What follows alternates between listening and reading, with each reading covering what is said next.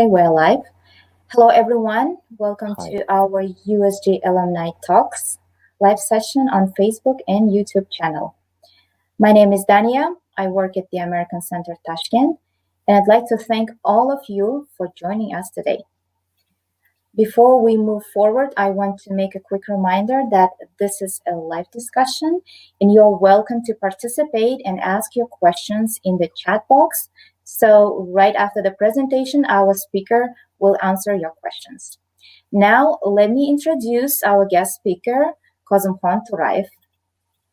Kozimhon is a Freedom Support Act undergraduate exchange program alumnus, and he was an exchange student in North Arizona University during 2001-2002. He has an MBA degree from Waseda Business School in Japan.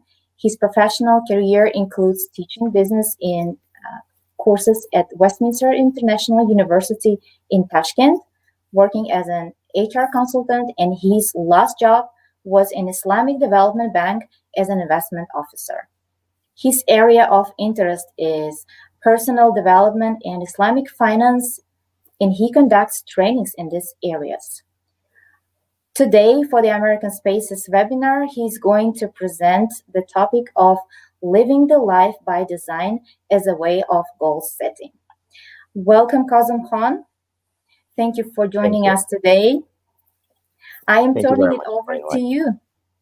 Thank you. Thank you, Dani, for the introduction. Hello, everyone, and assalamu alaikum. I hope everyone is doing well.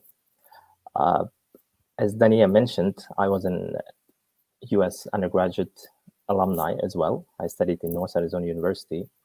And after that, I had the opportunity to study in Japan. For getting my MBA degree, I did some lecturing in Westminster University in Tashkent, Westminster International University in Tashkent. And after that, I had the opportunity to work in development bank, in Islamic Development Bank in Jeddah, Saudi Arabia. 2 years back, I came back to Uzbekistan, and I'm involved with some of my own personal projects. And one area I'm really interested in is the personal development. Now, I'll be very happy to share some of the ideas today, and I hope this will be useful for you. And I'll be very happy to take your questions. So the topic we created today is living a life by design. Can we have the next slide, please? So you see, we all have important and events in our lives for which we take special care and we prepare and we plan. This could be our wedding day. We plan in advance. We know what kind of friends we're going to invite, what will be the opening, what kind of singers will be coming and performing. So we plan everything into a minute detail because this is an important event and we want to make it a memorable day. For another example, we want to take an international trip. We want to make an international holiday. So before we go, we design it really well. We make it a very detailed plan. We know which hotel we'll be staying. We know which places we'll be visiting, whether the hotel will have a breakfast, what will be the view from the window of the room. Everything is planned and designed, which is something very important, and we all do that. But on the other side, when it comes to our future, life, we do not usually design it to this minute detail. We do not plan for it because we are usually occupied by daily routine challenges and problems, and this takes most of our time. And in our today's world, we know that most of our time is being consumed by social media, by our own studies, our own work, family, but we do not usually sit down and think what will be the future. What are we going to achieve in the future, 5 years from now, 10 years from now, at the time of our retirement? What accomplishments did we have in our life? Who do we want to become? And how do we want to grow personally? What kind of skills do we want to master? And what legacies at the end we want to leave behind? These are the questions usually which help us to create and come up with the goals. Creating goals for our lives means creating our own future in advance. Usually, how do we create goals? One of the easiest way is we need to evaluate our current status in the area of finance. Are we happy with our finances? Are we happy with our career? Are we happy with our skills and the education level? Are we happy with our family relationships? These are the questions. Usually we need to evaluate the current status. And if the answer is no, then what do we want to achieve? This is where you put the goals. And these goals usually pressure you. When you have the difference between your current status and what you want to achieve in the future, the difference is what creates the internal dissatisfaction, the pressure. Sometimes these pressures are good. For example, the person is hungry, he will go and eat, because when the person is hungry, he will feel the pressure to go and eat. This is what pushes him to go and eat something. The same thing when we are dissatisfied with our current condition and we know what we want to achieve in the future as a goal. This will help us to take some actions. And this is what goals are needed for. Now, if you go to the next slide, you see there are a lot of psychological research, the scientific research done to show that the human beings are mostly motivated, are driven by goals. When you put goals and you always think about this, the brain will automatically look for the information, the resources on how to achieve those goals. When I was, as an example, when I first started studying English in high school, from the very early time, my dream, my lifelong objective was to go and study abroad, especially in the US. Every time I would see any alumni, at that time, if you remember, we used to have UMIT Foundation, where a lot of our the local graduates from local high schools, they went and studied abroad in Europe, UK, and US. Because I had so much desire to study in the US and study abroad, whenever I would see any alumni from UMIT Foundation, from any other programs, I would usually go run up to them and then ask questions. How did you make it? How was the study abroad? And when I hear these stories, my desire to study abroad would only grow more and more. This way, I would always think, what would be the result? How can I achieve it? How can I, gain any additional skills to be able to make it and go to study abroad? And when I was a high school student, somebody told me, there is a scholarship program of Japan.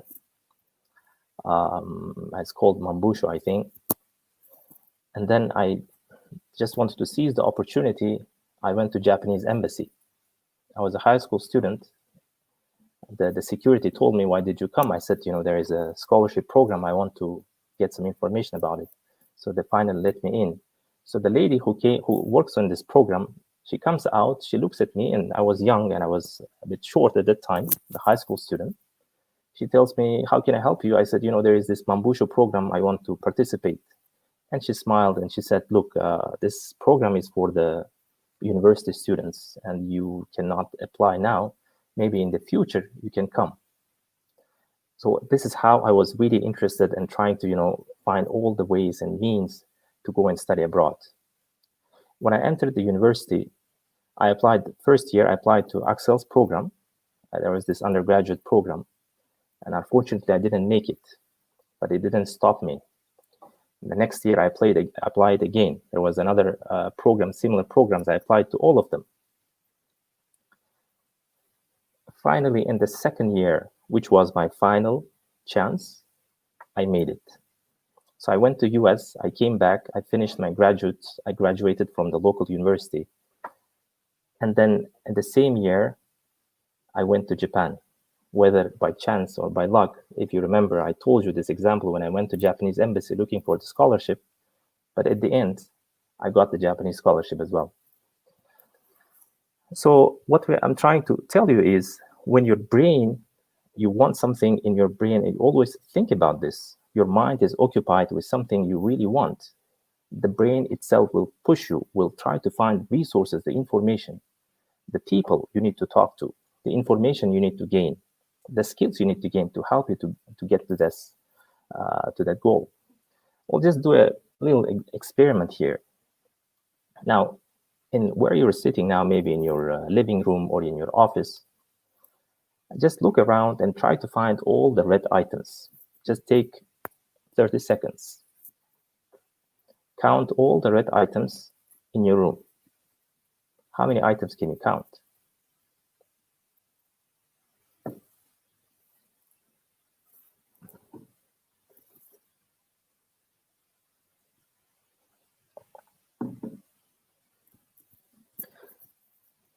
Now, once you finish, now close your eyes and just in your own mind, count all the items which were green.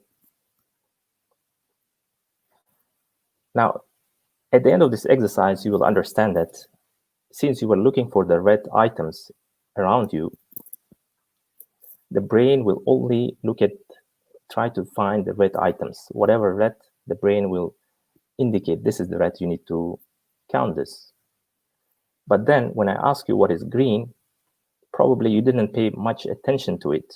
Now, after the presentation, you can look around and you can see that there are a lot more green items than what you can count without, looking for those items.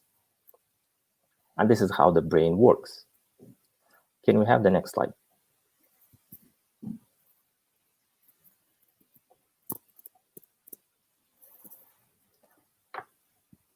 You see, one of the important things when we are creating our goals, usually people don't want to create goals because they are afraid.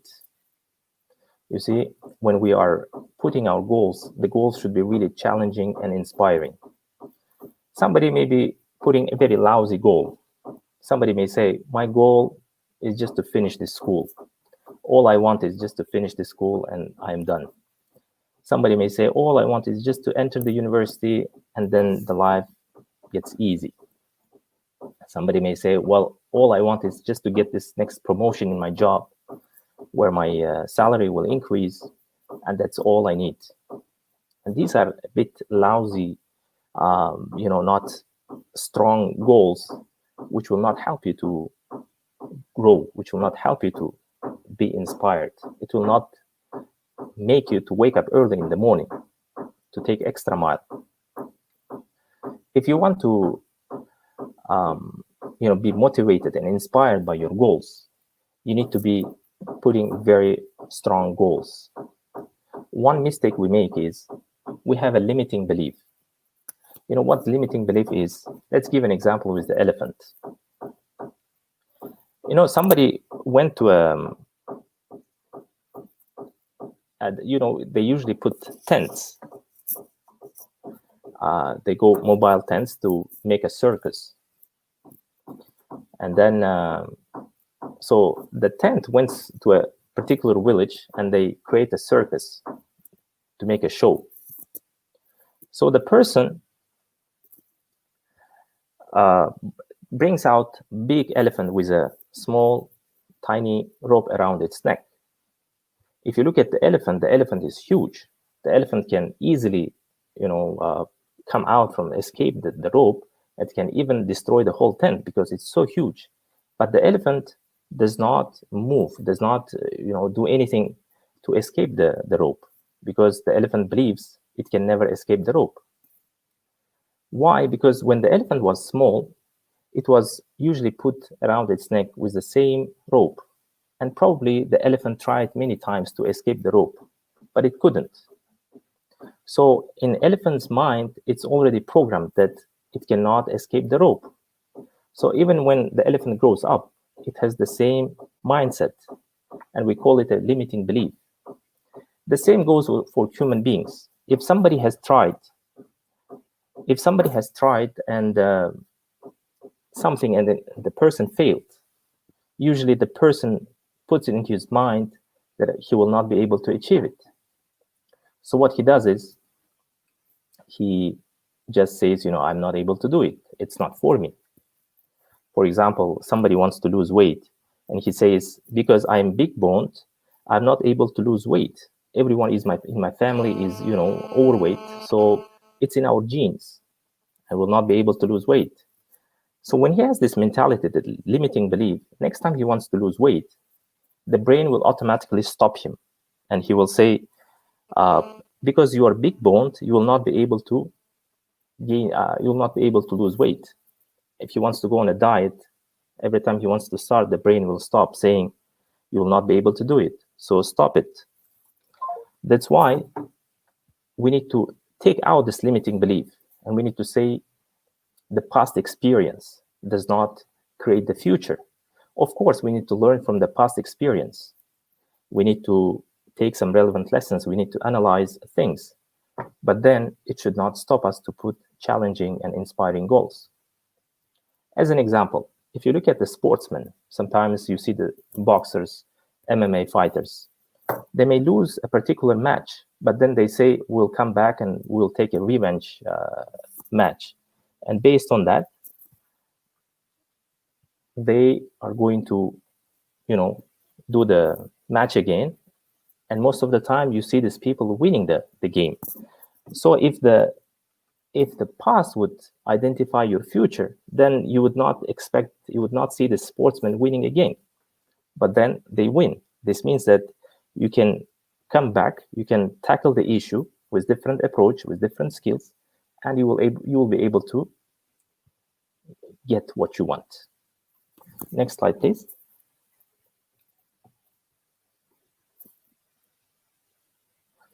You see, once we identify the goals, another important point is to know why you want to have this goal. It can be twofold. You need to know the positives and the negatives. What kind of advantages and the positives you will have if you achieve this goal, and what kind of disadvantages you will have if you don't achieve that goal. Once you have this clear purpose why you want to achieve it, this is going to be like a magnet. Your goals, the purpose will pull you to the future, will pull you to make actions, to take action. Okay? That's why they say the purpose is more important than the goal itself. Now, somebody may have a goal. The person wants to be rich, okay? The person wants to be wealthy. The person A, if you ask him, he says, I just want to be wealthy. And then he says, well, once I have the money, I have the wealth, then I will decide what to do. The other person B, may say, I want to be wealthy, and I know why I want to be wealthy. And the reasons, and he has very clear goals with clear whys. For example, the person says, I want to be wealthy because I want to be financially independent. I want to provide a good life for my family. I want to provide good education for my kids. I want to help the community. I want to help the needy people. I want to make charities. These are the positives. And the negatives, the person may say, if I don't have wealth, I will not be able to provide good education to my kids. I'll be dependent financially. I will always need to be looking for salaried jobs to sustain myself, to sustain my family. So that, which one of them are more compelling?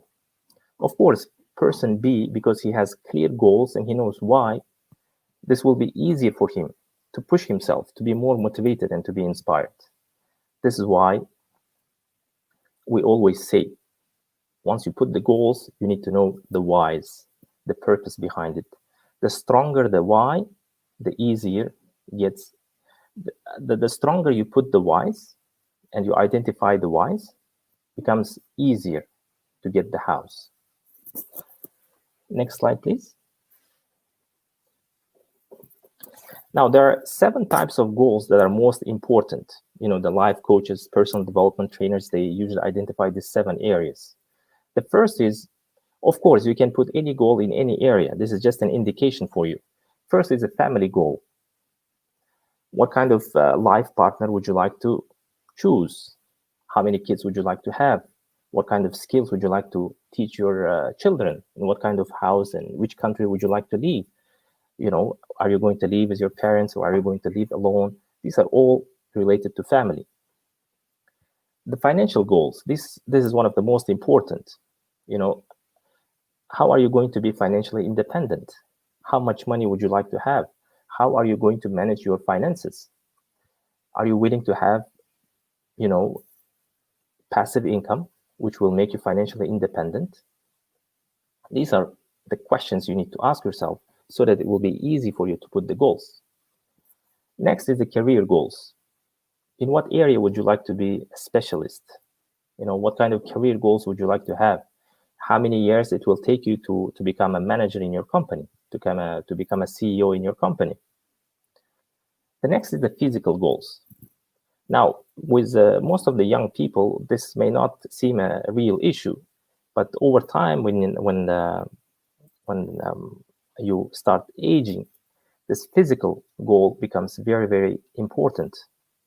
Because no matter how wealthy you are, how successful you are in terms of your family, financial, career goals, if you are not in a good health, then you will not be able to enjoy your life to the fullest. So physical goals are very important. Now the questions are, you may ask yourself, how fit are you going to stay? How are you going to manage your health? Are you going to, go select a, healthy diet? Are you going to be doing a physical exercise? What will be the ideal health condition for you? These are the questions you need to ask. The next is the intellectual goals. What kind of new skills and knowledge you're going to gain? What kind of languages would you like to learn? What kind of new certificates would you like to have? What kind of personal development improvements are you going to have for yourself? Another goal is social goals. What will be your social contribution to your society?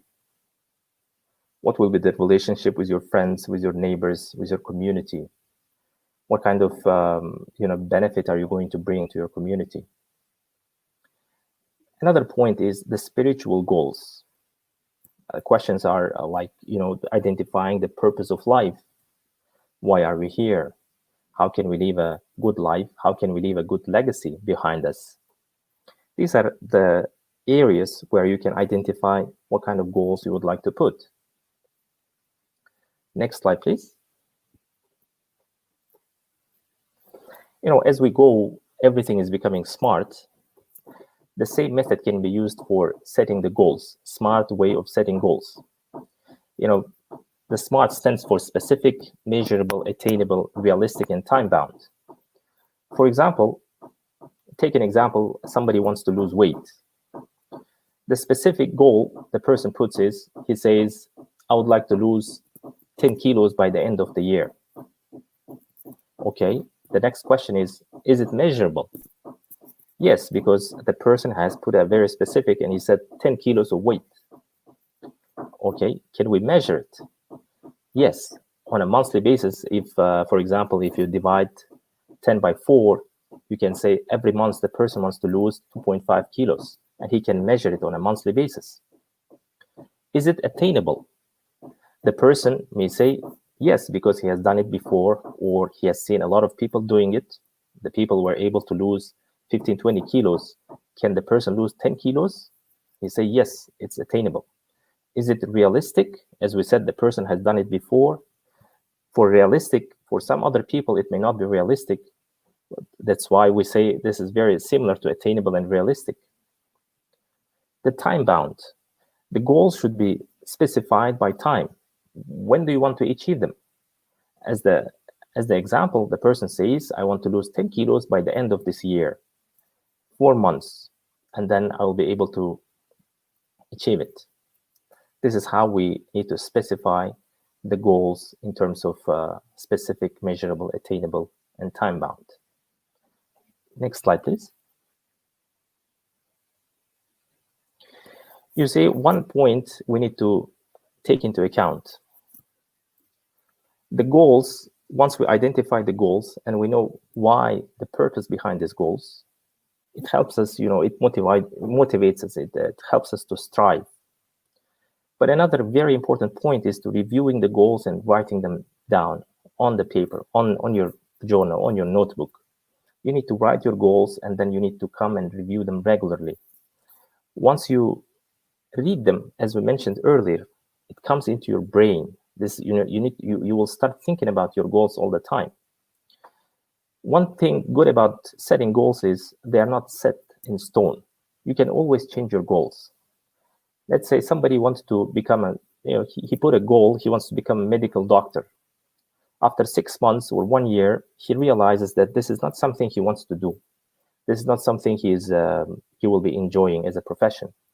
And he sees that instead, being an IT specialist, being a programmer, is something more interesting, and it's more challenging. It gives him a lot of more motivation. So the person can always rewrite the goals. They can always change it. And this is how you can always review it. The goals can be short-term goals, long-term goals, and lifelong goals. The short-term goals could be your 1-year goals. What do you want to achieve within 1 year time? Midterm goals could be 3 to 5 year goals. What do you want to achieve during this time? Long-term goals. What do you want to achieve at the end of, at the end of your career, when you're retiring? What kind of, achievements would you like to have? These are all important in terms of writing and always reviewing them. As we said, the brain will start looking for ways and the resources to achieve them. As an experiment, they have done an experiment with the graduates of Yale University in 1953. Maybe most of you have heard this story, this experiment. So they surveyed the graduates of the university, and they asked them how many of them had the written goals. And as you can guess, not many people, only 3% of the graduates had written goals. So they said they have clear vision, what they want to have in the future, what they want to achieve in the future. So then these graduates left the university with 3% had written goals. And after 20 years, they did the experiment again. They went and found all these people after 20 years, and they surveyed them again. And they did some research on what were the conditions of these graduates. The 3% of graduates which had written goals, they had the combined wealth of this 3% were more to the combined wealth of the 97% who didn't have goals. And they say this 3% were more excited. They really enjoyed their lives, and they were happier because they knew the vision. They had the vision. Goals, as we said, can help you create the future in advance. You will know what do you want to achieve, what kind of person you're going to become, and what kind of skills and accomplishments you will have. Because without goals, they say you need to start after you finish. You need to start after you finish. You need to start something after you finish it. Well, the question is, how can you start something after you finish it? Well, the answer is you need to finish it in your mind. You need to visualize it. You need to know exactly how it's going to look like, how you're going to look like, what kind of person you're going to be in the future. This is a visualization. You start before, you start after you finish it. For example, if you want to build a house, the first thing you do is you will design it, right? No one is going to start, putting the bricks together to build a house. They will first design it. They will have a clear picture how the house will look like, how many rooms, how height, how small, how big. And only after that, they will start the building. And they say the same with our lives. When we visualize, when we finish, when we see the end product, meaning our future selves, our future version of ourselves, and then we can start our journey. Every goal should have the action plans. Now you have the goal, you have the whys, why do you want to achieve them? You have the purpose, right? You know clearly why you want to achieve them. And then now the next point is you need to put it into actionable plans. You need to make it into eatable chunks. This is called to-do list, the action plans. What do you want to do? It's sometimes it's recommended you put 20 action plans for each goal. For example, if you want to, gain a specific skill, what are the 20 ways to achieve them? Usually when you start writing 20 ways, you write 3, 4, 5, and then usually you stop because you don't know what other means you can use. So you need to ask yourself, how am I going to achieve this goal? How am I going to achieve this goal? When we ask the right questions to our mind, the brain will start generating the ideas. As they say, our brains are the best computers, supercomputers. But we just need to know how to program them, how to ask the right questions. When you ask the right question, the brain will start generating the answers. For example, this can be applied for anything. For example, if you have a challenge in your life, some people may say, why God is punishing me? Why this is happening to me? But some people may say, how can I use this challenge to my own advantage? What can I learn from this? And how can I go out from this? How can I resolve this problem? When you ask the right questions to your mind, the mind will start generating the right answers. The same thing for your goals. When you have the goals and the means, and you start asking, how am I going to achieve this goal? The brain will start coming up with the right answers. And this is how you can design your life, design your future. And then based on that, you can take actions and be motivated and inspired. This is a brief idea about the topic. And if you have any questions, I'll be happy to answer. Thank you. Thank you very much, Kozimhon, for this interesting presentation and sharing some interesting things and ideas about goal settings. I want to remind to everyone that this is a live discussion and you're welcome to participate and ask your questions to our speaker. I want to ask you a few questions. Yes. What helps you to keep the motivation up when your goal is not achieved? Okay, as we said, you see, what really keeps people motivated and inspired is not just setting the goals, but then you need to know why you want to achieve it. Okay. When we know the reasons behind it, when the reasons are very strong, why you want to achieve it, this usually keeps you motivated. Like, for example, they say somebody wants to lose some weight, right? And then the person goes on a diet. He has this intention, he just wants to lose weight. But then, he uses his willpower. Willpower, usually they say, doesn't last long. Because just with the willpower, soon it's going to die away. The person goes on a diet, and then soon after, he's going to, stop dieting. He goes on a physical exercise, and after some time, he stops it. Why? Because he's using his willpower.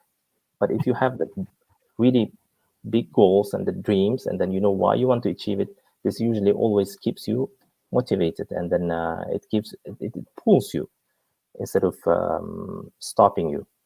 Now, coming back to your question, if you don't achieve your goal, okay, how do you keep yourself motivated?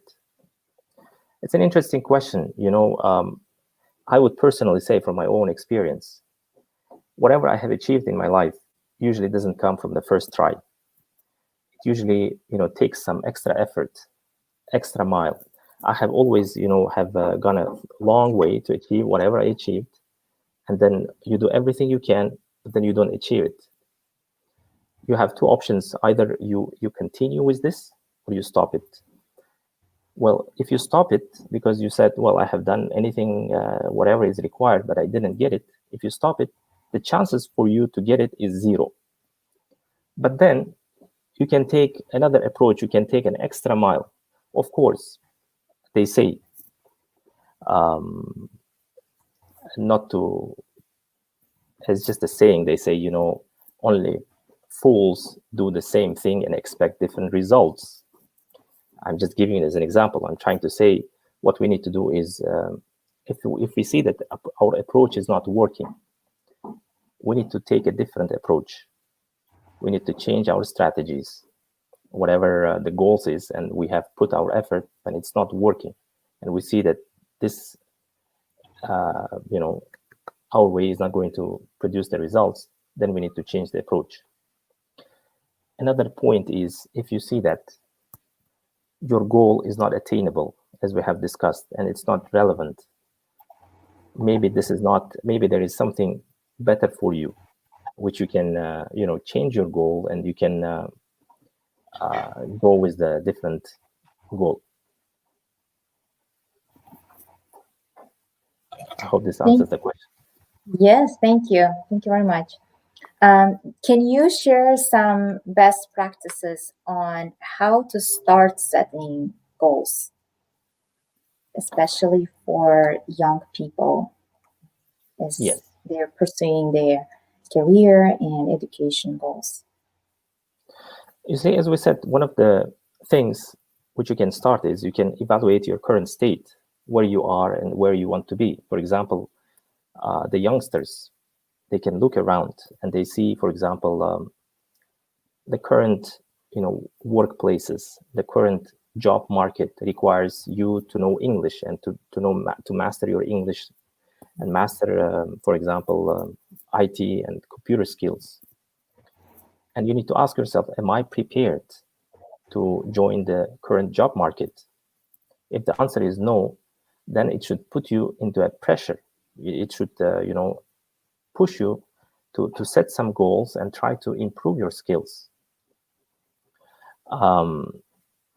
This one way. Another way is just, they say sometimes you just need to sit in one place, turn off your mobile, your computer and everything, just dream, okay? What do you want to achieve? What do you want to have in your life?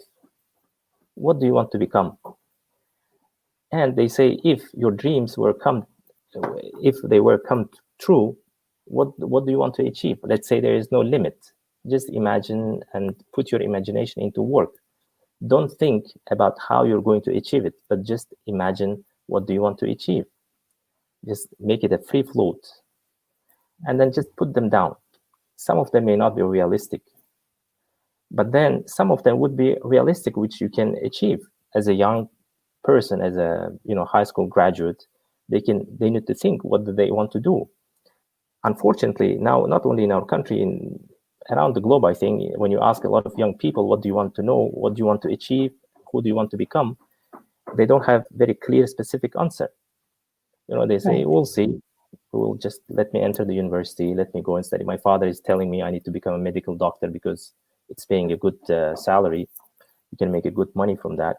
But maybe the person, the student himself, doesn't have the interest to become a medical doctor. Maybe he can be a good businessman. Maybe he can be a good economist. But he doesn't. Sometimes the youngsters will leave by the goals of others, maybe the goals of parents or their friends, etc. That's why the recommendation would be just they need to imagine what they want to become. And then based on that, they can put their goals. Help them. That's a great point. Thank you. We have a question from Gulshan Mahmudova. Very useful insights. Could you please give an example of a SMART goal? Okay, let me ask Gulshan, because I have already given an example of someone who wants to lose weight, and then he puts a specific goal. He wants to lose, by the end of 2020, he wants to lose 10 kilos. And is it measurable? And we said, yes, he wants to, measure every month. He wants to lose, if it's 4 months, he wants to lose 2.5 kilos. And is it attainable?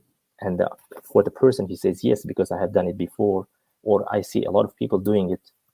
Now, Gulshan, if you tell us what kind of, just give us one example of a goal you want to achieve, and then we'll try to analyze it together with you, and we'll try to put it into a smart method. Okay, let's wait until Gulshan will post her answer to your question. Can you tell me how often do you usually update your list of goals? That's a very good question.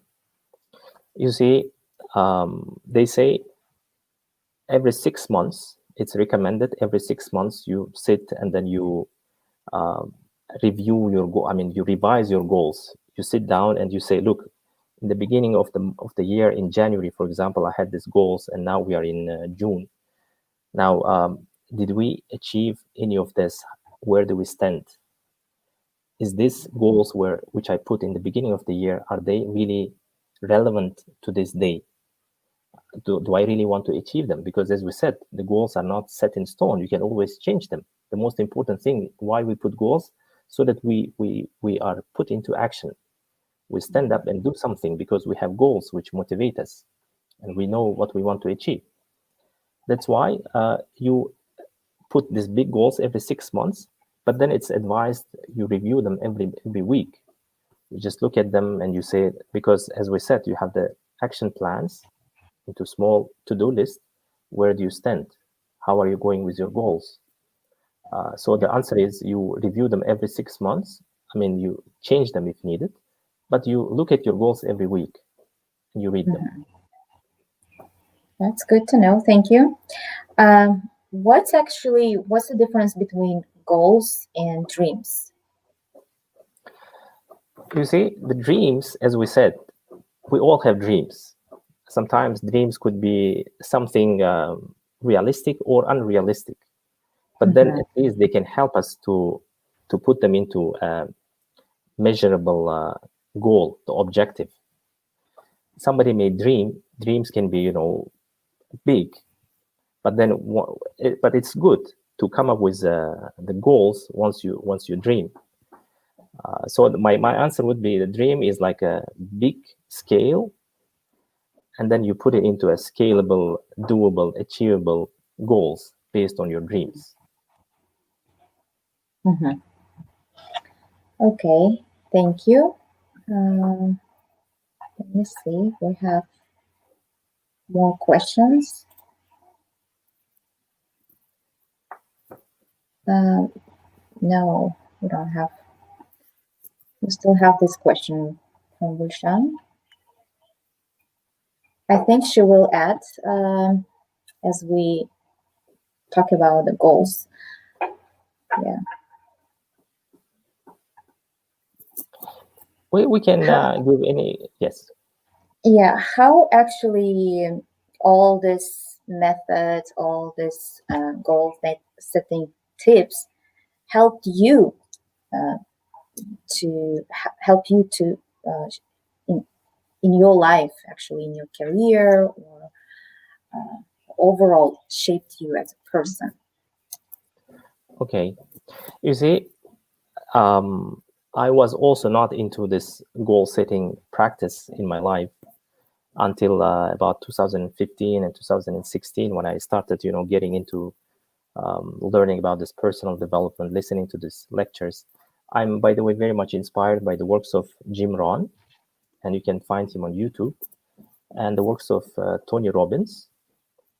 When I first started putting my goals, I think it was in 2015, and I, just as I explained to you today to you, put it using a smart method. I put all the goals I want to achieve, and thanks God, when I look back, because I review them every 6 months as well. When I look back, the first goals I put, I achieved about 80% of them. And sometimes it's very strange. You put a goal and you don't pay really big attention to it. You don't really pay much attention, and you just sometimes think, well, is it really attainable? Then all of a sudden you realize that you achieved it. So this is, and they also recommend every time you achieve a goal, you need to celebrate it, because it's something psychological.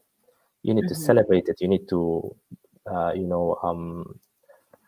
need to praise yourself and say, look, I did a very good job. It's good for me. Well done. Because every time, even if it's a small goal, even if it's a to-do list, you have done it in a weekly basis, on a monthly basis, you did something and then you achieved it. This is going to kind of inspire you and go for the next level, go for something bigger. And this is how it's recommended. Okay, thank you very much. Let's see what questions we have.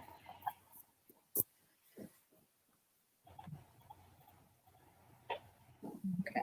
Can you recommend some books that actually you are inspired by? Okay, I'm currently reading the book of Tony Robbins.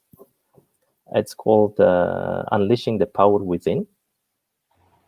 And it's a very informative and good book. It really helps you, it also includes the goal setting, includes how you need to raise the standards, how do we need to make decisions in life, and what really pushes us to make the right decisions from the wrong ones. It's a really insightful book. It's an old one. I think about 15 to 20 years ago it was written, but I found it really interesting. So I would really recommend it. And Jim Rohn also has some books on goal setting and, the factors which help you to be successful in life. I think you can learn a lot from that as well. Thank you. I see that Gulshan has added to her question. Anything example will work if you're losing weight example. How would the SMART goal sound? Okay, as we said, the SMART stands for specific, which means that your goal should be specific. Okay, your goals should not be vague. They should be specific. What could be an example for a vague goal? You say, I want to learn some languages. Okay, or you say, I want to make a lot of money. Or you say, I want to travel the world. These are vague goals. The goal should be specific. Okay, for example, you say, I want to learn French, German, and Spanish, right? These are your goals. 3 goals, 3 languages you want to learn, measurable. Now you put a goal as measurable. You say, look, the first 6 months I will master, or the first year I will master German language. Okay. And you try to be more specific as possible. You can say, for example, in 3 months' time, I should be able to read level 1 books. Okay. In 6 months' time, I should be able to read level 2 books. In 1 year time, I should be able to read the newspapers, etc.